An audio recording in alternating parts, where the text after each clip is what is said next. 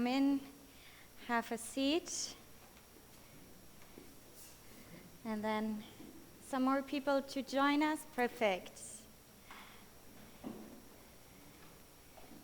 So, welcome everyone to our second breakout session.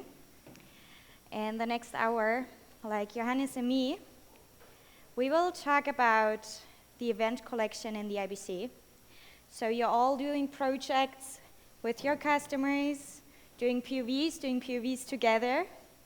And of course, like now with the IBC, the first question we all have is, like, how does it work? How do we now actually get the data in this new IBC? How do we connect processes there?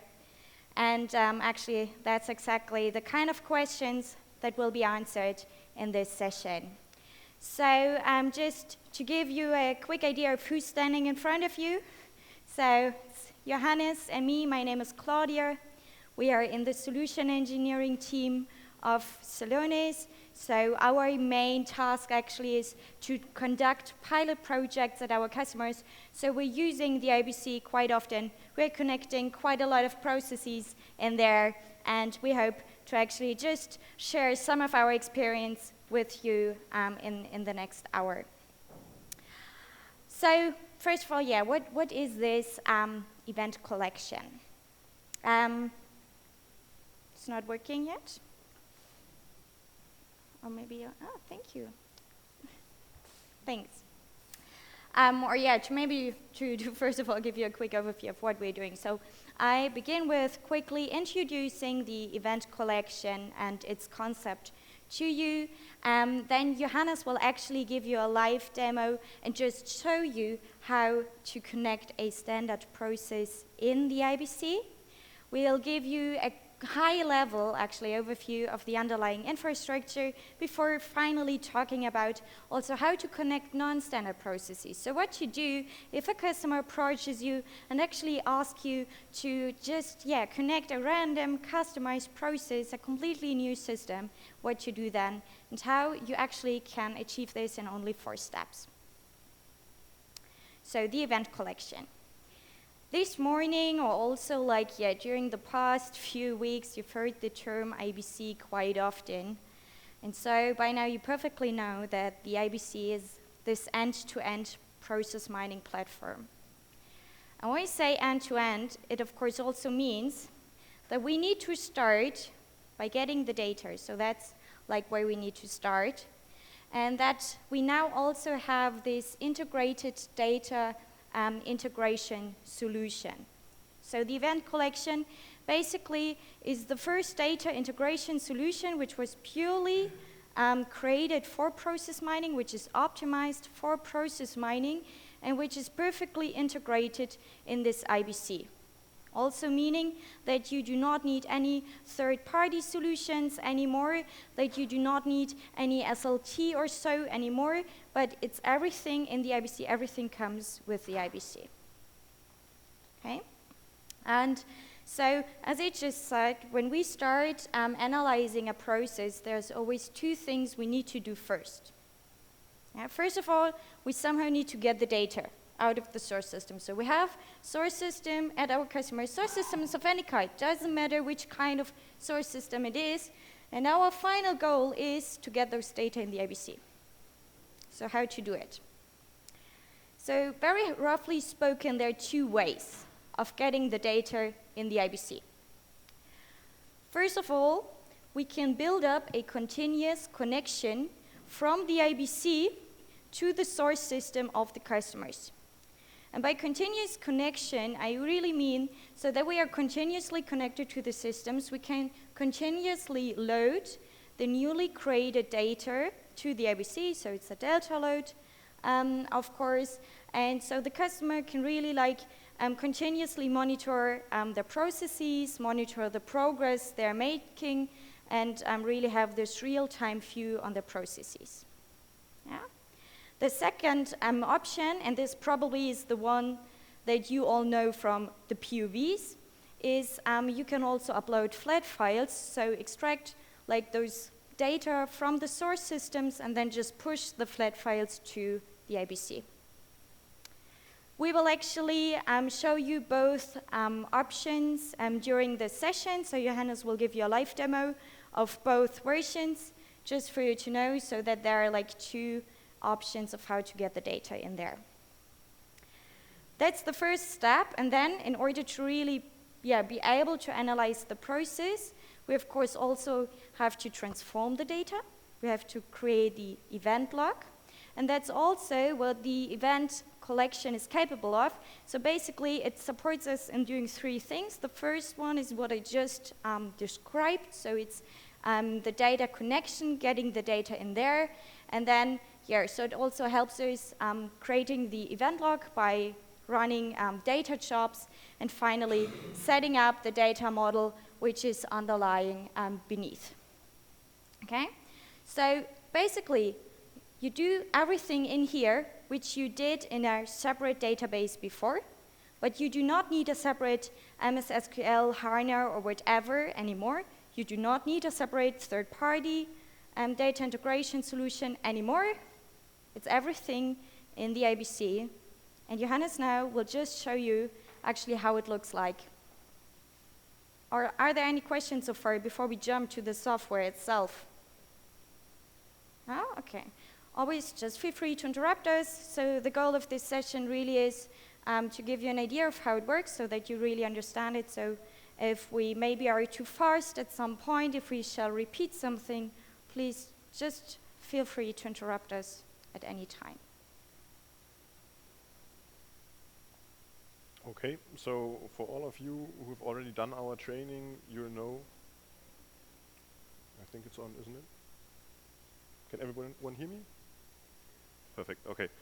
So as everyone who has already done our training knows, we'll start off with the easier part and then come to the easy part. So we'll start off with the analyses and then actually do the connection. So in this case, we've already established a continuous connection to our SAP IDIS system and can now just install a process from the App Store. So we are in the App Store. I then choose processes. As we are connected to SAP, I'll choose that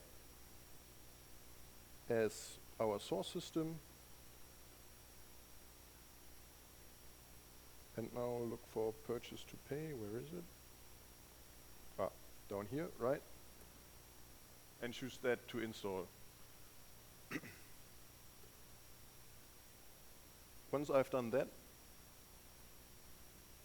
I can choose the connection, meaning that I'm now telling the IBC which is the source of the data we are using, right? That's the one.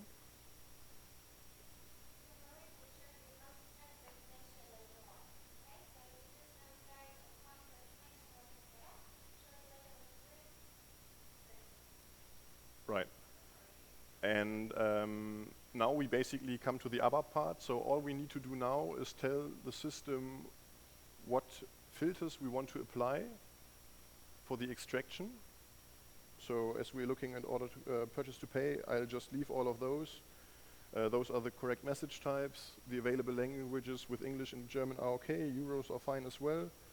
For the requisition time, the end of August of the year before is fine as well. And then we'll start basically on the 1st of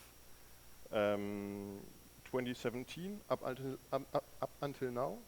So 2017 is the first fiscal year. Then we also need 2018 and 2019. And at last, tell the IBC that we're actually not starting on the 1st of 2006, but rather 17. And once we've done so, we can simply open up the data pool. It has already been created. If we look into the data connection, we can see it's already there. And if we go to the data jobs, you will see that we are already looking at the extraction of the SAP tables as well as the whole transformation script.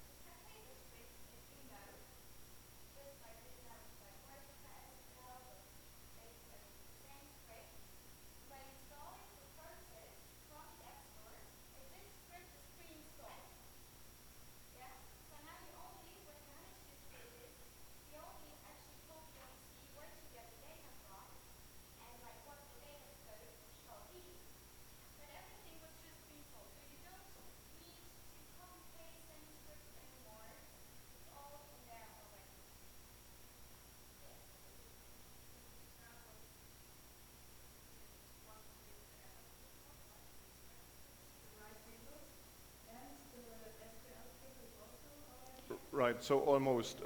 I set the filters for the ABAP report, and if we look into the extraction script, we can see that those are the tables that we are extracting, and those are the filters applied. So generally speaking, yes, this is the ABAP report, but if you actually want to add a table, leave one table out, change the filters, this is still where you can do it. So I haven't executed the ABAP report itself yet. I've just set the broader scope, kind of. And now, if there is some fine-tuning to be done by you, you can still do it. So it's not a rigid set of rules for the ABAP report as it was before, but rather highly dynamic. And for us now, I'll just say, all right, that's all we need. So I'll start the extraction. I'll actually do it in 2 different steps. So I'll not run the extraction and then the whole transformation in one, but I'll start off with the extraction so that we then can actually modify the transformation scripts, meaning the script we are usually running while we're extracting. So now this is the first step. Yeah, we're now extracting the data. Like really, this is live, so Johannes is just extracting it from our SAP EDIS system. So when we installed this package from the App Store, yeah, like all the list of tables, it's what you probably know is our table requests, right? And so here, so this package, when we install it, like the IBC automatically knows, okay, like which tables to extract. It's basically our table requests. Yeah, only that now we do not have to do anything manually anymore. It's all done by the IBC.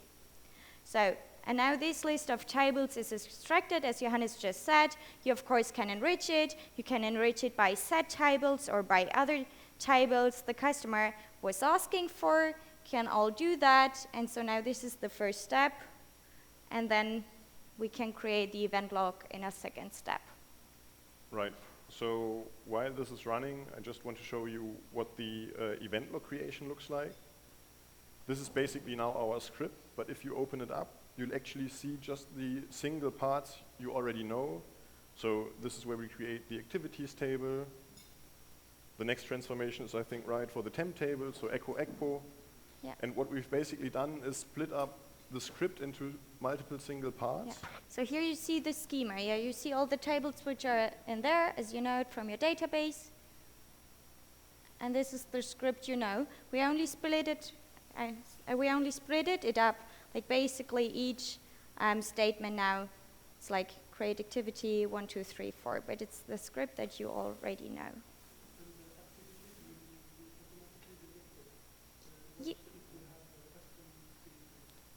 We'll show you in a sec. Right, so if you actually do have to make adaptations, you can, as you just saw, either alter the code directly, or you can actually add a new transformation, which would then be maybe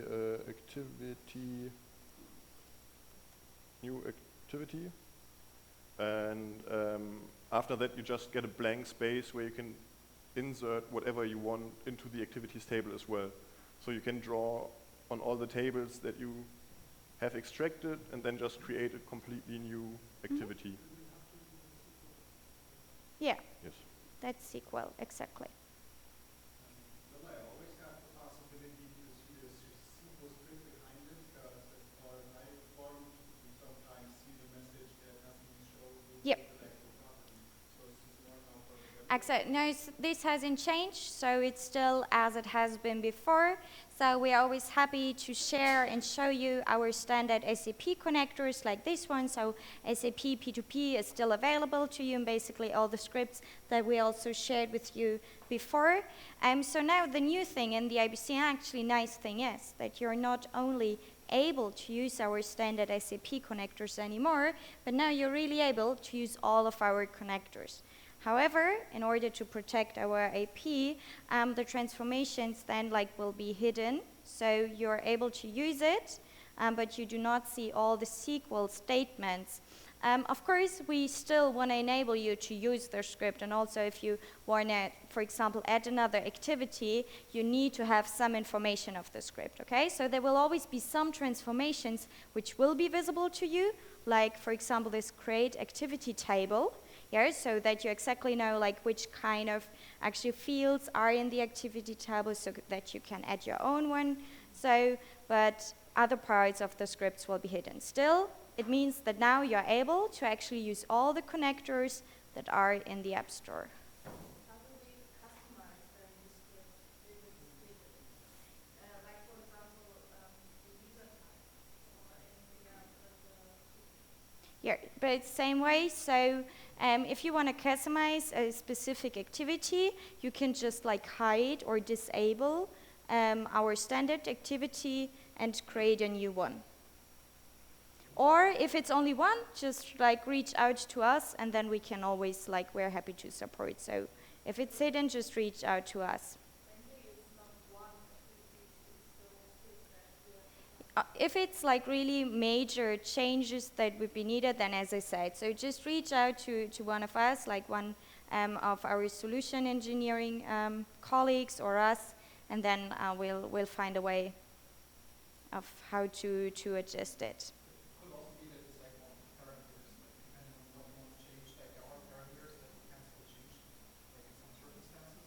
The parameters can always be Yeah. changed. So even if you cannot see the transformation itself, you'll always be able to see the parameters tab and then adjust Yeah. it. If what you want to customize happens to be a parameter, then you can still change it there. Yeah, But if you want to change it even further, yeah, exactly. So if you don't see the code behind the transformation, do we still get some documentation of what the transformation is actually? There is some documentation for most of the processes, yes, so that you at least like know what's in there. It's just not the SQL script. question, not technical. Mm-hmm. When we saw this P2P process earlier on, we saw on this main stage Mm-hmm. talking about process, price per process. Mm-hmm. So P2P would be a price. So we say to pay to do that journey for the customer at $100,000. Yeah, the license is per processes, exactly. So that's the right process. That's the metric. Yeah, thanks.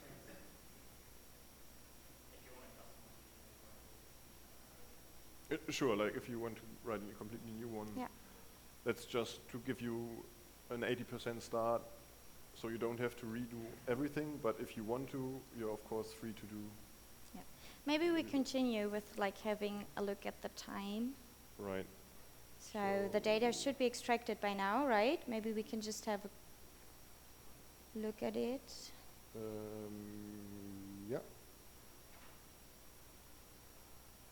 Let me quickly do one customization, Mm-hmm. because I think there's too much in here. So that's- I'll just kick yeah. it out. Now you see you can actually just change everything which is in there, just like you could change everything with a P2P script that you copy and pasted to the HANA Studio before. You can just change it. And now on the left side you actually see like all the tables that we just imported. So now we see them here in our schema and can actually now work with it.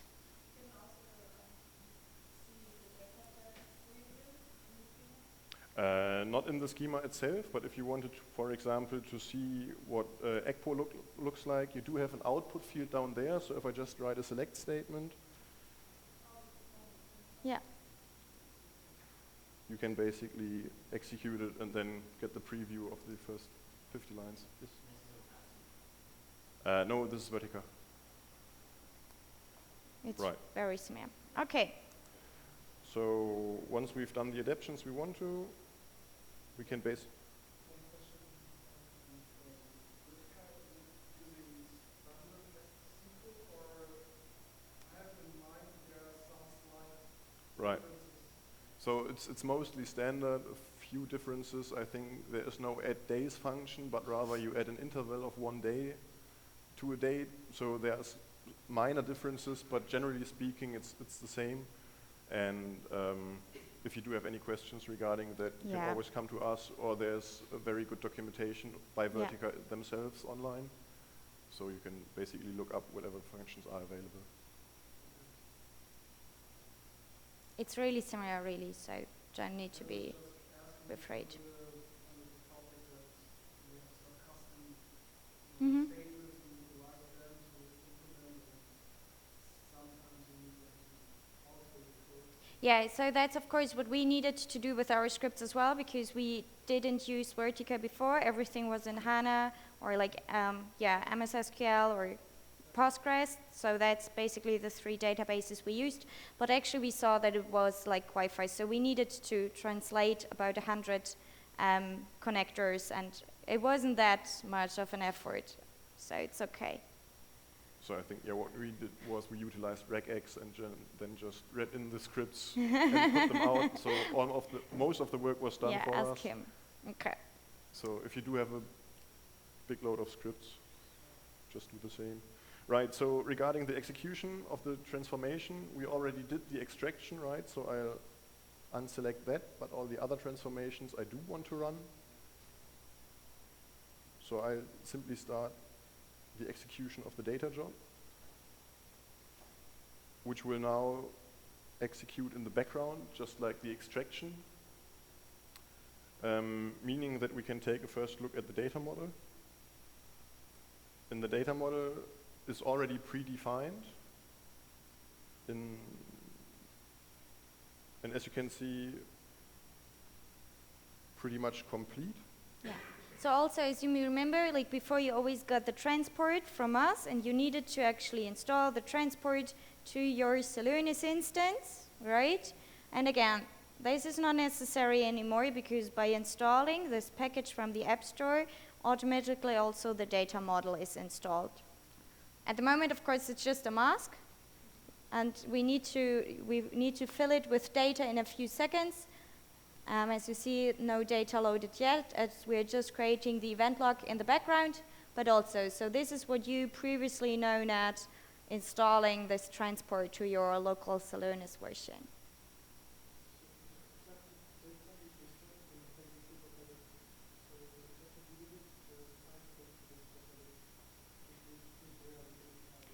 There's like not really a limit in terms of technical, or no technical limit, and there not a technical one. Right, as we're extracting the data from our test system, I've already checked we don't have those tables in there, so I'll just remove them from the data model. I think there is one for your sandbox teams, but only because it's a sandbox teams, but there's no technical limitation.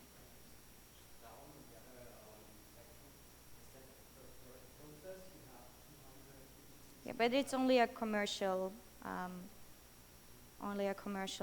actually limit. No, because you can imagine that our very large customers, they have way more than 200 GB in there. So it's just a commercial question. Although for most, it's very hard to actually have more than 256 per process. Yeah. And as it is per process, it is cumulative. So if you have 5 processes and one is very small and one is very large, we'll just add it all up, and then you can just shift it. So if you connected 30 processes, you'll be more than fine. Yeah. Yeah, you shouldn't have a problem indeed. Okay. Right. So I think the data job. Oh no, it has finished as well. Perfect. Or maybe it was. Yeah. In that case, I can start loading the data model. Mm-hmm. And also, I mean, this is now the transformation part, but as you know, we do also have analyses also stored in the App Store. So I just install analyses as well. For that, I just simply go back to the App Store again, choose apps. As you do already know, we do have quite a few, so I'll do a pre-selection again to just have it filter on SAP, ECC, and purchase to pay. And then maybe install the overview. So if I install the app, it now gives me a selection. This is because we do have more than just analyses in the App Store. There are also skills for the action engine and objectives for the transformation center. In this case, there's just an analysis, so I'll simply select that and install it. So that's our P2P overview. Simply choose the proper data model and be done with it. And as soon as the data model has been loaded, we will be able to actually take a look at the analysis. Let me quickly check. No, that's still loading.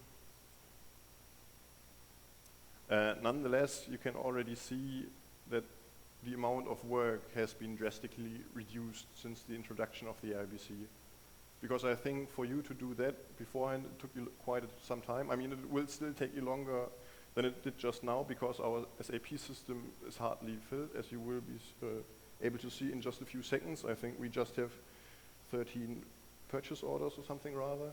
So that's really not a lot of data. Nonetheless, it should go much more smoothly, right? Yeah, so there we are. Didn't do much of purchasing with SAP, but right. Still, you can see, I think we started maybe 20 minutes ago. So we did the ABAP, we did the transformation, and we already created the analyses, just to give you a feel of how much the speed has increased.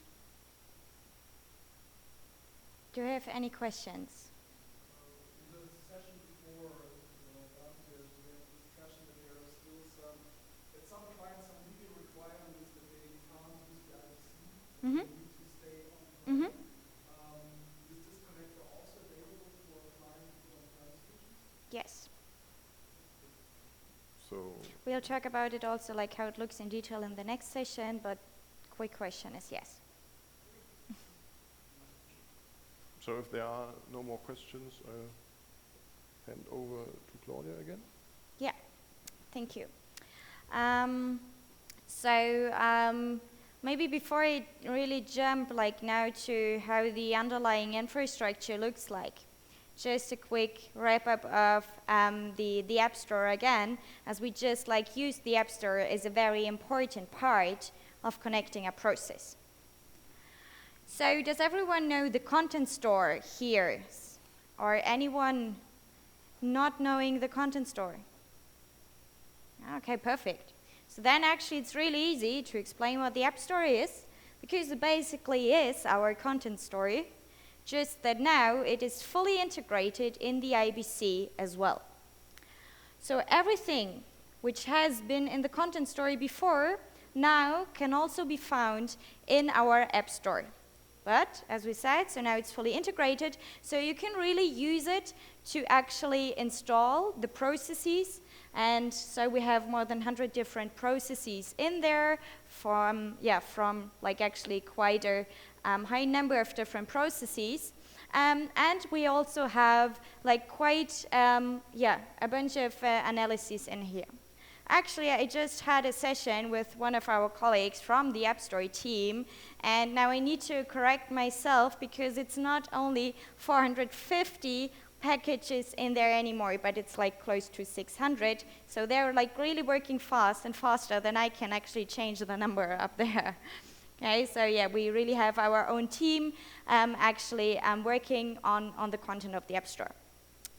Now, just one thing I want to highlight. Because as Johannes just mentioned, it's not only like process connectors and analyses in there anymore. But we have like new features in the IBC. We have new components. We have the action engine and we have the transformation center. And now we also offer out-of-the-box content for those new features. So we do have objectives for the transformation center, and we have out-of-the-box skills for the action engine in there. And they can just be installed like Johannes just installed the analyses and the process. Okay? So we really have like the possibility to connect all those processes which are already in there quite quickly. Okay? So I promise you that we will also answer the question of like now, how do we actually set up this connection? Yeah, now we saw it's like really easy once we have the connection, but how do we actually get the IBC to communicate with the systems of our customers? And so first of all, I give you actually like the theory behind it, like the high-level infrastructure. So how does it look? Like you all know, like it's actually like a SaaS platform. So of course, like most of the infrastructure now is hosted by Celonis. So we have all the front-end applications that we just saw. So the analytics part, Action Engine, AppStore, that's all hosted by Celonis. We have the process mining engine, the event collection, also the data store, which is like a Hadoop file system with this vertical layer on top. So that's all now actually managed by us. At the customer, we still, of course, have the source system. And now we have like this one single but important part called the extractor. And the extractor basically handles the communication between these source systems and the IBC. Okay? Or you can also like imagine it as like kind of being a door opener, like opening the door to the source systems for the IBC, because we of course cannot just like connect to all the on-prem systems of our customers. So that's basically this on-premise extractor is the only thing which is required from the customer side. All right? And then how does it look like in detail? So here again we have, it's the same infrastructure. So we have the source system and this extractor in the customer's IT landscape, and then we have the IBC here on the other side. So as I just said, the extractor basically handles the communication between the source system and the IBC. And so the extractor, first of all, really establishes a connection to start this communication. And that's, so it's really only, it works only in this way. Like it's only the extractor which can like establish this connection. We cannot establish a connection from the IBC. So it does not work the other way around. It's really, it needs to be established from the extractor. And on the other hand, the extractor is only be able to communicate with this one specific endpoint of the customer's tenant in the IBC. The extractor cannot communicate with anything else in the world, just with this specific tenant. Okay? So that's like how we start. Now we have this connection. Now the two of them basically can communicate with each other. So then we are like in the IBC, and as Johannes just did, like remember he had this list and he could actually type in like which fiscal years do I want to analyze, which message type, which company codes. So that's what you do in the IBC then. You basically just define the scope of tables and fields that you want to analyze. Okay, you define it in there. And then what basically happens, so the IBC communicates this to the extractor, then the extractor communicates this to the source system, and this is when the extraction starts. Okay? So now we communicate this to the source system, and here we have a user. So for SAP systems, it's an RFC user. For, well, other databases, it's just a JDBC database user. And then actually the data extraction starts. For SAP system, as we just saw, this basically works with ABAP reports. And yeah, so this basically is how it works for SAP systems. And for other databases, we will just have a JDBC connection to them and extract the data. They first of all, then, well, basically for an SAP system, like the data will be extracted. They first of all will be stored at the SAP server, then actually will be transferred to the extractor server, and from there they finally are then like sent to the IBC. Okay, so then, like that's what we just saw, that actually what happened in the background. And then we have all the data in there, and then we do exactly what Johannes just did. So we use the data, we have it in there, we have it in the IBC, and then we use it to connect the process and to analyze the process. So? Exactly. It needs to be installed at the client. And so now this is not about all the details, so you don't have to remember all the names. It's just to give you an idea and overview of what's now needed at the customer. And basically what we need is, yes, so we need this very small extractor server, but it's just a very small server. So you see the numbers, it's like this space of 100 GB, so it's like nothing special we are asking for here. Then we provide this extractor, they install it, it's a very quick process, and then basically that's all what's needed. And as I said, so in the case an SAP system is used, they also need the special RFC user module, which is also provided by Celonis, but that's it. So that's all what's needed from the customer in case of on-premise source systems are used. Okay? Two questions. Yes. One is, I'm really interested in this material. Do you have a chance somehow to let me? Yes, we'll share the material with you, of course. Okay. And second, we have come across in other areas to access on the cloud to customers on-premise installations. Mm-hmm. So my question is then, since there is a extractor on the server within the client side, Mm-hmm.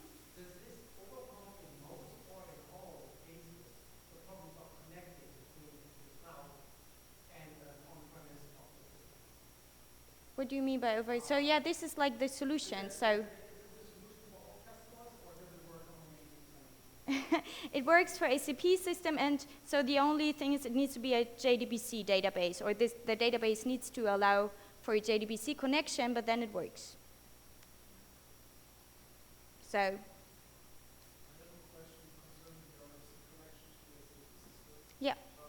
We came across several projects in the past that RFC connections on big data chunks leading to some data, missing data. Mm-hmm. Did you have the same problem up to now, or are these setup solutions? Not so far, as the RFC module actually chunks the data when exporting it. So just like with the ABAP, the chunk is never larger than 100,000 lines, but even that can be specified within the module. So due to that fact, usually we don't experience any data loss. Also, also if there was the problem of data loss, you can then also go ahead and start chunking the export, right? So you don't go for it all in one go, but then just say, all right, now I'll start off with the first year, do a data load, do the second year, the third year. And So the reason, this is actually what I said in the very beginning. So the advantage of the event collection is that it was built with having process mining in mind.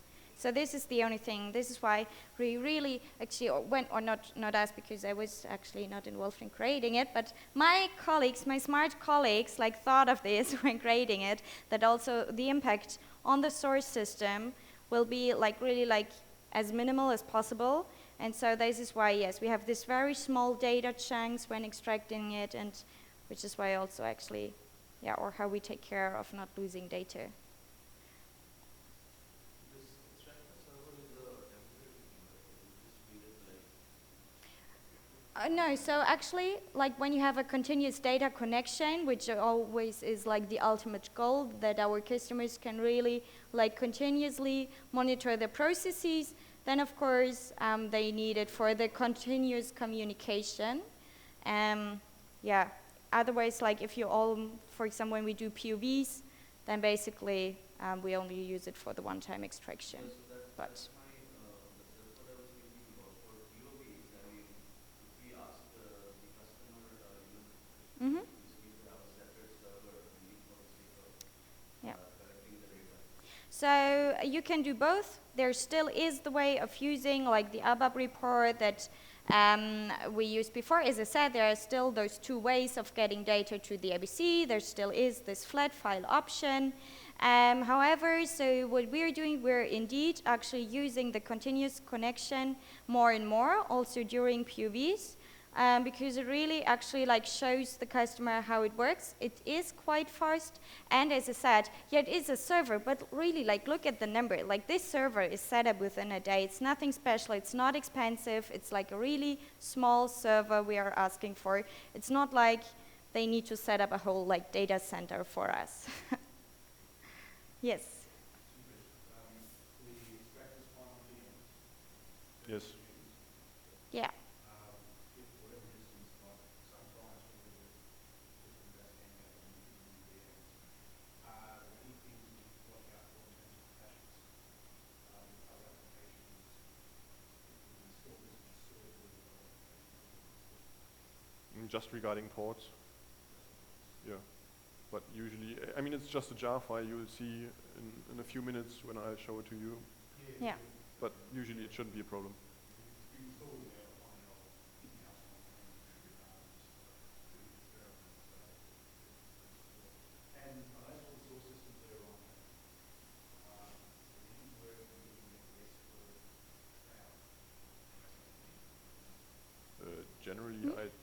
S4 Cloud? I mean, generally I'd say yes, because we do have connectors to SAP Ariba as well and Salesforce, Yeah. so we usually just use the public API. Yeah. Right, so So this is only needed for on-prem systems, basically. For connecting to cloud systems, it's really easy. You do not even need this. So then we just connect to the public API of the cloud systems. So all you need basically are the login credentials of a user with permissions to extract the data, and then that's it. So you don't need to set up. This is only for extracting data from on-premise source systems. Yeah, so maybe we continue because actually we're a little behind. So as I said, you don't need to remember all the numbers at the moment. We'll share the material with you. Only thing we ask you to remember is that this only works with like versions of SAP ECC 6 and onwards. So that's the only thing which is really important to remember. And yeah, as I said, the rest will actually be shared with you. And then just a quick outline to the next session. So there still is a on-prem version of this as well. So we just like actually presented to you the cloud version, the full cloud version, in case you should have customers which are really concerned with data security and so on. There's still a leave your data in place, so on-premise scenario, which will be introduced in the next session. And yeah, with this, actually, I just hand over to Johannes again, because then he can also just show it how it looks to you in the demo. Demo now? Okay. Yeah. Perfect. Right. So if I want to connect or set up the extractor server, all I actually need to do, as said before, is get the jar file to the customer. Now, I don't know about you, but I'm not so good with remembering long URLs, so I'll first off go to the,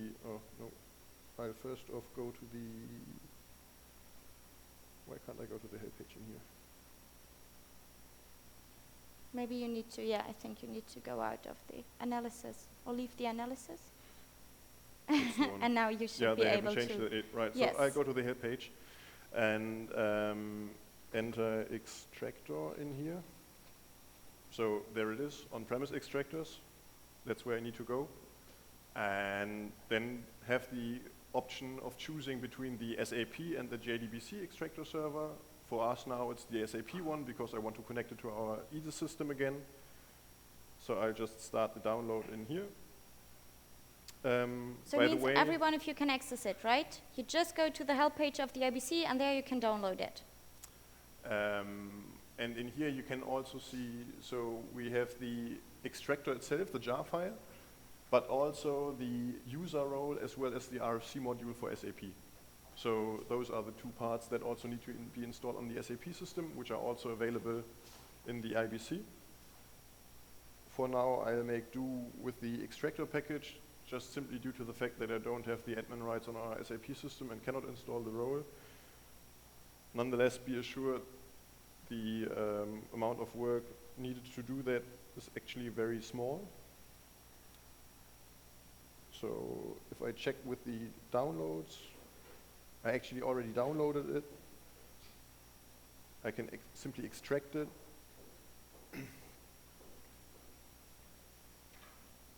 Open it up. And now, as you can see, those are the files.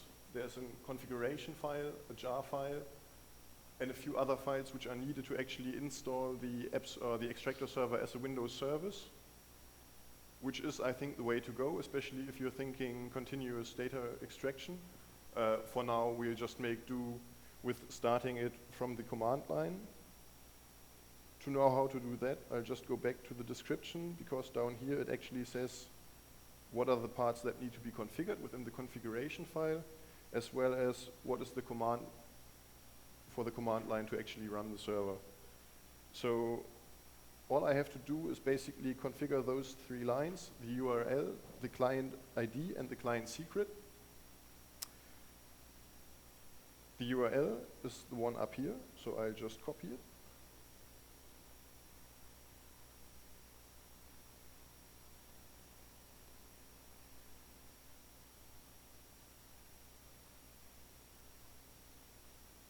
And now for the hard part, go to the team settings, uplink integrations, and press connect a new system. So that's the connector. And you will then be supplied, after you save it, you'll then be supplied with both the client ID and the client secret. Copy that to the clipboard, paste it, do the same with the secret. So copy to clipboard, paste it, and you're done. What I now actually have to do is go to the PowerShell and stop the other one, because what you just saw, the extraction before, I also did via this laptop, which is basically proof that the amount of hardware needed is actually just 4 cores and 16 gigs, because I don't have more in here. So that's that. Once you've done that, simply start the PowerShell or the command line, and then go back to look at the command. So that was Java -jar, then the connector file name and serve. And that's all I need to actually enter in here. So that's Java -jar,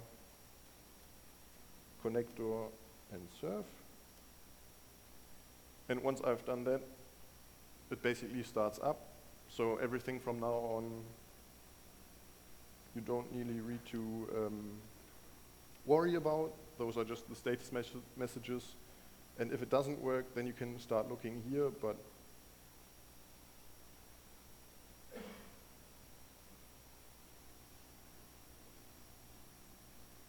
yes, of course. So the continuous connection doesn't work anymore, because that's the one I've just shut down.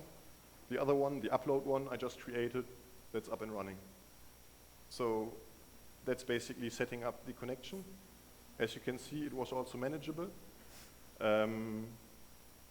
Why do we know that it's really much quicker? Is also because in the past, before the IBC, what we did was have a 1.5 hour call to talk with the client about how to extract the data. Now we have 1.5 hour calls to actually extract the data itself, because that's all you need to do. So that's the continuous connection. Once you've done that, you can just select it and be done with it.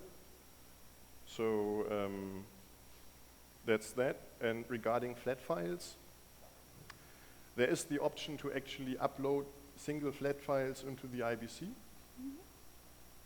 which certainly works, but isn't as nice if the customer, I mean, you do know customers, for some reason supplied you with a 1 gigabyte CSV file containing 1,500 columns, because then you have to singularly check if all the types are correct.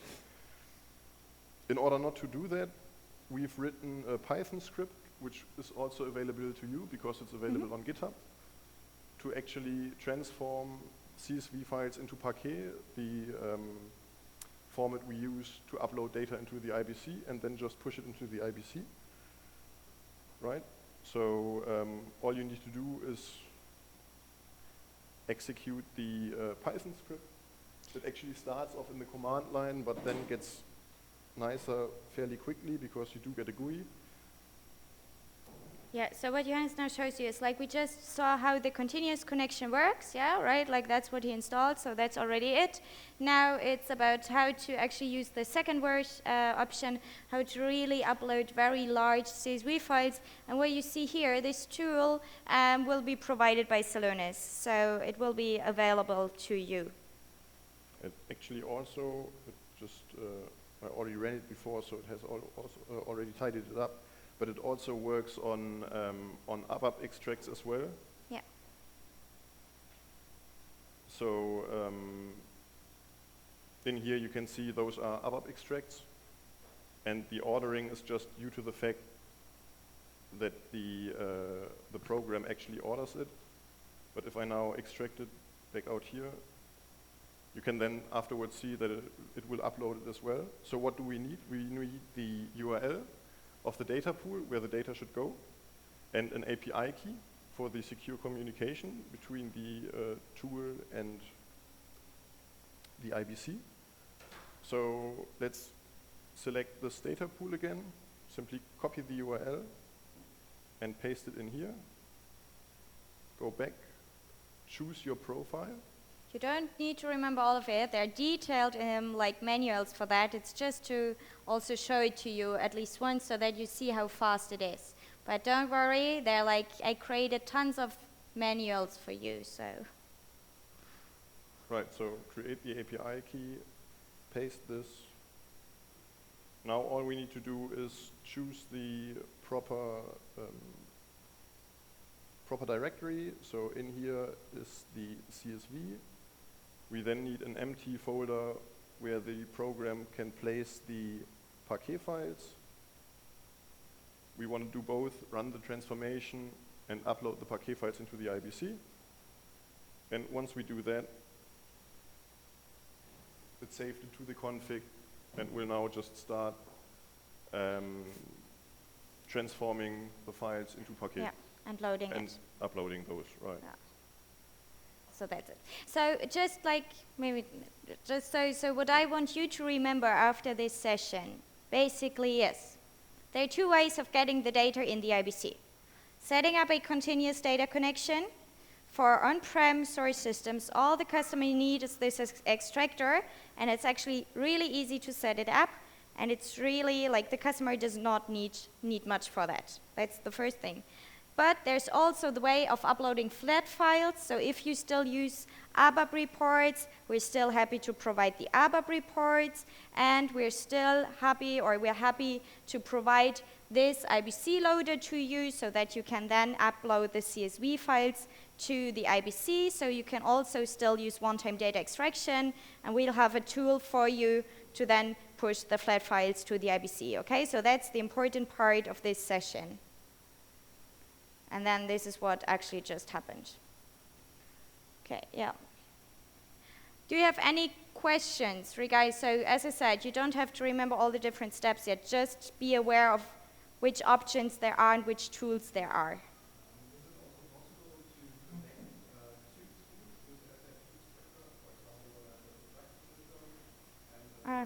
Mm-hmm.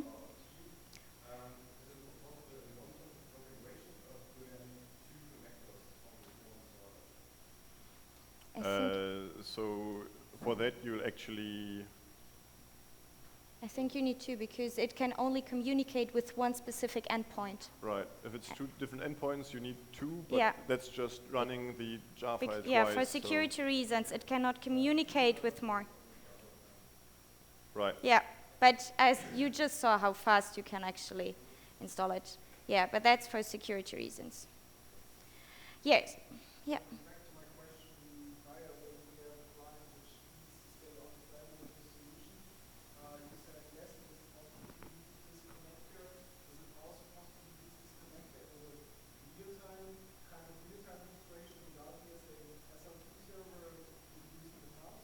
Yeah, there's no SLT server anymore. That's like the nice thing. Just this. Okay. So I think we only have 5 minutes left or so. But actually I don't need more to explain, how to connect non-standard processes. Because actually we just covered the important parts, and then it's really easy to explain you how to do it. So the first step, it's a really easy one. It's actually choosing the relevant process. So maybe it's not always easy, but it's really, really important so that you do not just have any process, but really an important one. And in a second, I will tell you what makes an important process. So first step, choose the process to connect. Then as a second step, we need to identify the relevant data. So what's the case ID? Which are the timestamps? Where do we find them? And which master data do we want to include to our analysis? As a third step, we then actually need to get the data and get them to the IBC. And then finally, we need to generate the event log, we need to create the data model and the analyses which are in there. Okay? So these are the 4 steps of connecting a process. Now let's quickly go through it in detail. What makes a relevant process? So we often, actually, and I think we as Celonis also made this, maybe this mistake in the beginning, thought of, hey, let's always go for SAP P2P because that's easy. Yeah, it's easy, but it might not always be relevant for the customer. And in order to convince our customers of the value that Celonis process mining can offer to them, we of course need to actually choose a process which is of strategic relevance for them. Okay? Then, so actually, or what I always say is, it should be as easy as possible to connect it. So if we have standard connectors, it's good, so as easy as possible, but, well, as difficult as needed. So if the really easy processes are not relevant to your customer, then don't hesitate to also connect one, which might be a little more difficult to connect because we do not have as much experience as with SAP P2P yet, but it's way more relevant to the customer than just go for that one. There, of course, should be some optimization potential, like if the process is already perfectly running, so I haven't seen a perfectly running process yet, but in case it should be, then of course, process mining, again, won't be of much use to the customer.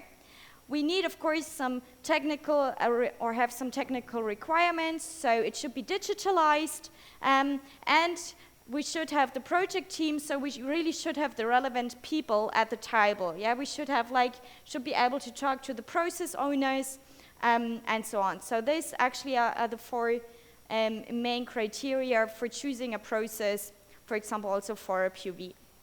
Then as soon as we decided which process to connect, as I said, we need to identify the relevant data, and I think I don't have to explain to you what we need for process mining because you all perfectly know by now. It's like a case ID, like a unique ID. We need the activities, we need the timestamps, and then we need the master data.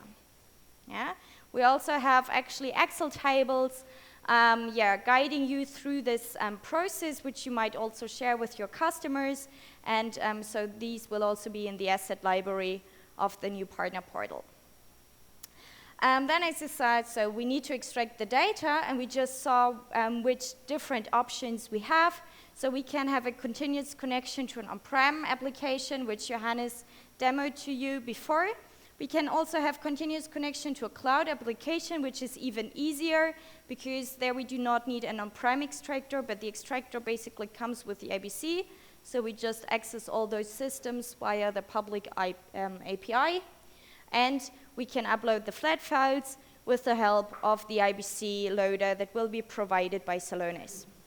Yeah, and then lastly, you actually do exactly what we just do, so only that there's no pre-installed scripts here, but just as you did it before in your MS SQL or HANA, basically just need to have the script in here, and then we can start analyzing the process. 1 minute for questions. Yeah, I think it's 15 minutes to the next session, so if we have 3 minutes or 4 minutes of questions, should be fine.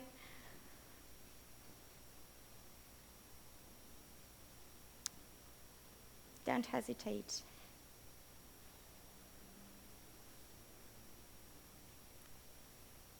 Okay. Otherwise, so thanks for your attention, and thanks for being here and with us for this session. We'll share the material with you, and as we said, always if you have questions coming up during your next POVs, when really using the IBC for your POV a first time, just feel free to reach out to us. We're always happy to support. So thanks, and enjoy the rest of Celosphere today.